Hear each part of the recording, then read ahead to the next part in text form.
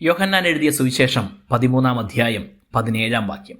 ഇതു നിങ്ങൾ അറിയുന്നു എങ്കിൽ ചെയ്താൽ ഭാഗ്യവാന്മാർ.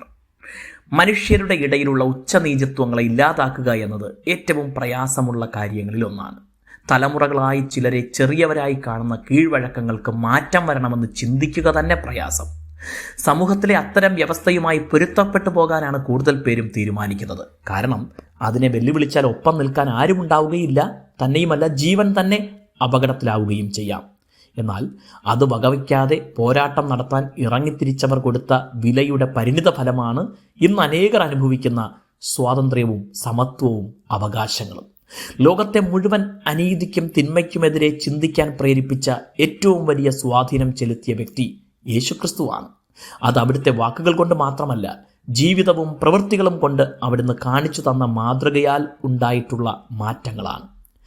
വലിയവൻ ചെറിയവനായി സ്വയം താഴുന്നതിനുള്ള മാതൃകയാണ് ഇവിടെ യേശു കാണിച്ചു കൊടുത്തത്. തന്നെത്താൻ താഴ്ത്തുന്നവൻ ദൈവത്താൽ ഉയർത്തപ്പെടുമെന്നും അവിടുന്ന് ഉപദേശിച്ചിട്ടുണ്ട്. ഗുരുക്കന്മാരുടെ കാൽ കഴുകി ശീലിച്ചിട്ടുള്ള അങ്ങനെയുള്ള ചിന്താഗതിയുള്ള സമൂഹത്തിൽ ശിഷ്യരുടെ കാല് കഴുകിക്കൊണ്ട് ശരിക്കും വലിയവന്റെ മഹത്വം എന്താണെന്ന്, അല്ലെങ്കിൽ ശരിക്കും ആരാണ് വലിയവനെന്ന് അവിടുന്ന് പ്രവൃത്തി കൊണ്ട് തെളിയിച്ച് കാണിക്കുന്നു. ഗുരുവും കർത്താവുമായ ഞാൻ നിങ്ങളുടെ കാൽ കഴുകിയെങ്കിൽ നിങ്ങൾ തമ്മിൽ കാൽ കഴുകേണ്ടതാകുന്നു എന്ന് ഉപദേശിക്കുമ്പോൾ ശരിക്കുള്ള സമത്വ ചിന്താഗതി മനസ്സിൽ ആരംഭിക്കേണ്ടതാണ് എന്നുകൂടെ അവിടുന്ന് വ്യക്തമാക്കുന്നു. യേശു പഠിപ്പിച്ച ഇതുപോലെ നിരവധി കാര്യങ്ങളുണ്ട്.